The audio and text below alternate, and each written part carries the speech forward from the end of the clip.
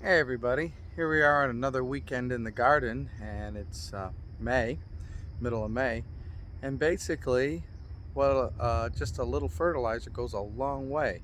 In the last couple days since we did a lot of fertilizing last weekend, the plants are really coming alive, and even with the heat, here we are in May, but last week it was just terrible in the sense that we're already in the high 90s, and so things don't often go well when it's that hot, and you have to keep things watered. I was watering twice a day just to make sure that we could keep things alive. But now let's take a look to see what's going on here. I think the garden's finally catching and coming into bloom, and some of the things we have to look at here are the snap peas. Now, these are usually spring crops, and in a lot of places, they can go all, you know, way into the summer. But in Texas, it gets hot, so these are kind of ready to be picked here. The snow peas did so-so here, uh, but the snap peas did a little better. You can see how big they are. So we're gonna harvest these, and then the plants are pretty much done here, and then I'm gonna pull them and plant some other stuff here. But we got some snow peas, not too bad. uh, but let's do that and let's harvest, and we'll show you what kind of harvest we get out of these plants here, and then we'll take it to the next steps. Okay folks, so here is the harvest of the snap peas and snow peas. The snow peas, I think they might have been a yellow variety, but they didn't look really as healthy as I wanted. We just got too much hot weather. The snap peas look good, but now just to show you what I've done over here. I've kind of pulled the plants because they're getting pretty much really to the end. They won't last because of the heat. And so we cleared this out. Now we'll just use that as mulch or whatever. But now it's going to be time to plant something new here. I can go with some different variety of cucumbers or anything that might grow on a trellis. I'll have to look at my seeds and see what I want to put in. The cucumbers here are doing really well. These are really growing fast. So what I've done here is to trim them, because if they get too bushy, then that's going to invite bugs and stuff like that. And plus I want to have the energy go into the main climbing route rather than spread outward. We want it to go upward, right? And so you have to come in here periodically and train the trellis, but you have to come in here too and clear out some of the underbrush and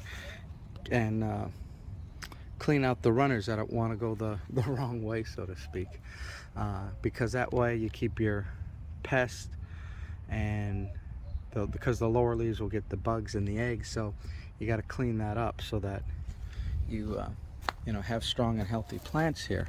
Also, I got my peppers here in front, so I want to make sure that they get sun too and aren't artificially shaded. Now as I'm looking here, we picked some cucumbers already this week, but I thought I saw one over here. Yeah, here it is. I think here it is. Let's see, right here. Oh, that's just a little one still. I don't know if you can see that. That's just a little one still. Thought I saw a bigger one here at the bottom. Maybe that was it. But it's got lots of flowers and it's got baby cucumbers, so that's pretty good. Here are the sport peppers. They're doing really well. I got a lot of nice peppers there, and if you can see over here, there's one that's ready to be picked. Look at that. Look at how big that is. This pepper is the Anaheim. So let me pick this Anaheim. There we go. Ain't that nice? The first big Anaheim of the season. The plant looks really good. And we will maybe grill that up on the grill here. I love these grilled when it's summer. You get out there on the grill and you can really do a good job. These are the Corno de Toros, and not ready yet. Maybe in a little bit. But anyways, you got to come out here and weed and stuff like that, right? And the bees are out here doing their thing, so don't get stung by the bees. But for this row here, and this is what makes this really easy to do, right? It's a nice thin bed, a foot, 2 foot wide. And so you can get all around 360. You can harvest, you can weed, You can keep the weeds under control. If they get in the dirt here, you can get them before they take over. So this is really a nice concept. I really like the thin beds for stuff like this, and even the wide beds are fine, but you know, there's more area, there's more potential for empty space, really, if you think about it. So yeah, these work really well, and I have to do some more.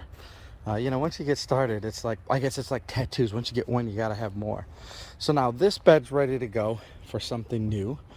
Cucumbers are really taking off. And here's the potatoes, since we're over here. The potatoes are, I really want to get in there. They're starting to turn, they're starting to flop over, they stop flowering. I'm gonna maybe tomorrow or something kind of sneak in there and see if we got something. Now, as you can see here, the Chinese long beans, the Asian long beans, they just are going a little bit slow, and I got to get them greener. You can see that they're starting to get greener, and I think that's the fertilizer that I hit them with. You know, one of the things you have to make sure is when you buy dirt from the big box store, and I'm going to weed as I talk here because this grass is bothering me, you know, it's not going to have as many nutrients as you'd like, so you really got to come in there and amend it. And so, you know, initially here, I'm going to really hit this with some more fertilizer this weekend and kind of jump start it here. And I also showed you that my inline fertilizer has the fertilizer going through too. So everything's getting micro dosed. Now that's going to take time to start to get into the soil and the plants because it's micro dosing. But in North Texas, when you have to water every day because it's almost 90, you know, you got your challenges here. So while the back plants are doing really well, the front plants are a little bit, not stagnant, but they're a little bit behind, and we have to make sure that they're going to get some nutrients and get a kick here. So all right, so that's some updates. We will do some more in the garden and show you some more updates. Hey folks, it's blackberry season. Look at that. I am seeing lots of blackberries that are going from green to red to black. Look at these back here. Look at them back there. It's all timing. It's all timing picking them, right? But they're looking good. One day they're green, one day they're red, the next day they're turning blacks and ready to pick. So it's nice, and you got to get down here. You got to get on your hands and knees. You got to get the low branches to see where they're hiding sometimes. So that's a real good thing to see. All right, we'll soon be picking lots of blackberries. They'll all come at once. And we'll keep showing you the updates. What's going back on here with the tomatoes where I used to grow the sweet potatoes. Boy, oh boy, these are the best tomatoes I got right now. And look at how big they are at the bottom. Really something, really doing well. Now I've trimmed them. These are the anchovies, peppers over here.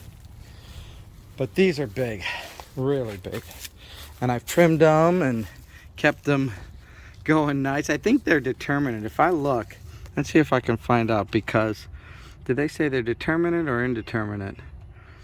I can't really see here on it offhand, but I think these are determinate, meaning they get to a certain height and then you'll get your tomatoes, and then that's it. But there's lots of them at the bottom and they're growing up here, and we'll have to trim them some more. And then back here we got the corn, which looks to be doing well too in our container. So that's an update for this.